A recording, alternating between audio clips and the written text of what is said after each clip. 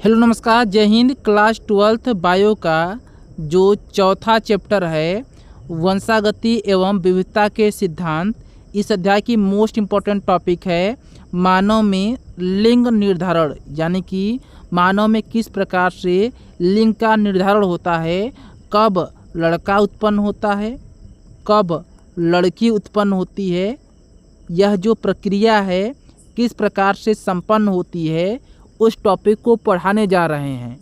आप अच्छे से तैयार कर लीजिए, क्योंकि यह जो टॉपिक है इम्पॉर्टेंट है।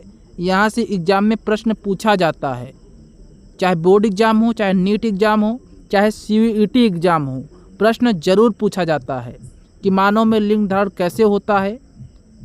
हम बहुत ही सरल भाषा में आपको पढ़ाएंगे, एकदम याद हो जाएगा, आपको समझ में आ जाएगा कि कब लड़का पैदा होता है, कब लड़की पैदा होती है। आप देखे होंगे कि महिलाओं को दोष दिया जाता है, जब लड़की पैदा हो जाती है तो कुछ लोग लड़की पैदा होने पर महिलाओं को, यानी कि माता लोगों को दोष देते हैं, जबकि माता की कोई गलती नहीं होती है, महिला की कोई गलती नहीं होती है। डिटेल में पढ़िए, आपको आसानी से समझ में आएगा। सबसे पहले समझिए मानव में लिंग निर्धारण किस प्रकार से होता है। जैसा कि आप जानते हैं, जो मानव हैं, मानव में 23 जोड़ी गुणसूत्र पाए जाते हैं।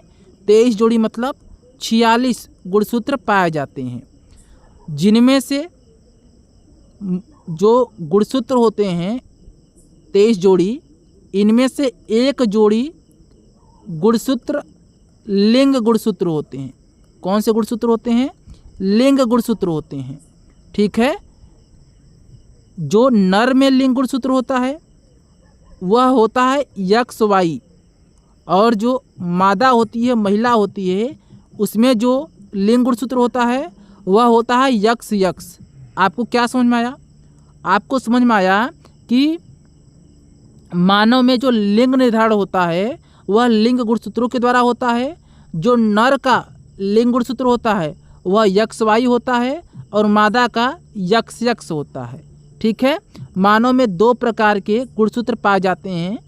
एक होता है समजात गुणसूत्र, दूसरा होता है लैंगिक गुणसूत्र। समझ में आया? लैंगिक गुणसूत्र किसे कहते हैं?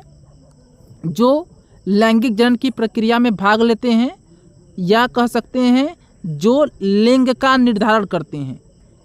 ऐसा गुणसूत्र जो लिंग का निर्धारण करता है कि लड़का होगा या लड़की होगा, उसे लैंगिक गुणसूत्र कहेंगे। समजात गुणसूत्र किसे कहेंगे? समजात गुणसूत्र कायिक कोशिकाओं में पाए जाते हैं और ये शरीर के बाह्य लक्षण को निर्धारित करते हैं। शरीर के बाह्य लक्षण को क्या करते हैं? निर्धारित करते हैं। कौन? समजात गुणसूत्र। लैंगिक गुणसूत्र ये युग्मकों या जनन कोशिकाओं में पाए जाते हैं। जो लैंगिक गुणसूत्र होते हैं ये युग्मक में या जनन कोशिकाओं में पाए जाते हैं। इन पर लिंग निर्धारण करने वाले जीन पाए जाते हैं, यानी कि ये जो लैंगिक गुणसूत्र होते हैं इन्हीं के द्वारा लिंग का निर्धारण होता है। अब आइए आरेख द्वारा समझिए। जैसा कि मैंने आपको बताया कि मानव में जो लिंग का निर्धारण होता है वह XX और XY लिंग गुणसूत्र के द्वारा होता है। इसलिए मानव में जो लिंग निर्धारण की प्रक्रिया है उस प्रक्रिया को लिंग निर्धारण की XXY विधि भी कहते हैं। याद रखेंगे, मानव में जो लिंग निर्धारण की प्रक्रिया है उसे लिंग निर्धारण की XXXY विधि भी कहते हैं। यानी कि आपको हम पढ़ाने जा रहे हैं कि जो मानव है, मानव में किस प्रकार से लिंग का निर्धारण होता है। तो मानव में जो मादा होती है उसमें जो लिंग गुणसूत्र पाए जाते हैं उसे कहते हैं XX, यानी कि मादा में XX लिंग गुणसूत्र पाया जाता है। और जो नर होता है, नर में जो लिंग गुणसूत्र पाया जाता है वो पाया जाता है XY। नर में क्या पाया जाता है? XY लिंग गुणसूत्र पाया जाता है। तो मादा से जो अंडाणु बनेगा वह एक ही प्रकार का बनेगा, X प्रकार का। ठीक है। लेकिन जो नर है इसमें जो शुक्राणु बनेगा वो 2 प्रकार का बनेगा। एक यक्स प्रकार का बन सकता है, दूसरा वाई प्रकार का भी बन सकता है। क्यों बन सकता है? क्योंकि जो नर में लिंग गुणसूत्र पाए जाते हैं वो दो प्रकार के पाए जाते हैं। तो नर से जो शुक्राणु बनेगा, युग्मक बनेगा, वो दो प्रकार का बनेगा। इसलिए नर को क्या कहते हैं? विषम युग्मकी कहते हैं। क्या कहते हैं? विषम युग्मकी। नर को विषम युग्मकी क्यों कहते हैं? क्योंकि नर में दो प्रकार का शुक्राणु बनता है, एक्स और वाई। मादा को क्या कहते हैं? मादा को कहते हैं समयुग्मकी, क्योंकि मादा में एक ही प्रकार के युग्मक बनते हैं एक्स एक्स, जिन्हें अंडाणु कहा जाता है। जिन्हें क्या कहते हैं? अंडाणु कहते हैं। और नर में जो युग्मक बनते हैं उन्हें शुक्राणु कहते हैं। तो जो मादा का अंडाणु एक्स है, अगर यह नर के शुक्राणु एक्स के साथ निषेचन करेगा तो क्या बनेगा? यक्स यक्स, यानी कि लड़की पैदा होगी। यानी कि क्या पैदा होगी? लड़की पैदा होगी। समझ में आ गया? अगर मादा का एक्स अंडाणु पुरुष के वाई शुक्राणु से मिलेगा तो क्या बनेगा? यक्स वाई, यानी कि लड़का पैदा होगा। समझ में आया? देखो, मादा की कोई गलती नहीं है। मादा में तो एक ही प्रकार के अंडाणु बनेंगे, एक्स एक्स। गलती किसकी है? विषम युग्म की, यानी कि नर की। यहाँ जो भी लड़का होगा या लड़की होगी, ये किस पर निर्भर है? नर के युग्मक पर, नर के शुक्राणु पर।